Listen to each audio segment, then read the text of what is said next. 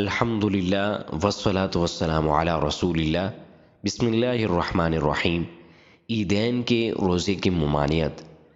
हज़रत उमर फ़ारूक रदियल्लाहु ताला अन्हु ने ईद के बाद खुतबा देते हुए फ़रमाया, यकीनन 2 दिन ऐसे हैं जिनमें रोज़ा रखने से अल्लाह के रसूल सल्लल्लाहु अलैहि वसल्लम ने मना फ़रमाया। रोज़ों के बाद ईद उल फ़ितर का दिन और दूसरा वो दिन जिसमें तुम अपनी कुर्बानियों का गोश्त खाते हो।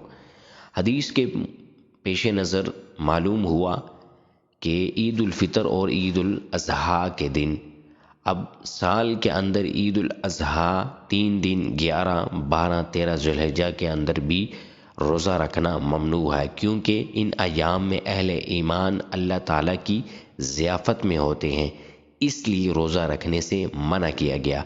अल्लाह तबारक व तआला हमें इन अहादीस पर सही मानों में अमल करने की तौफ़ीक़ अता फ़रमाए।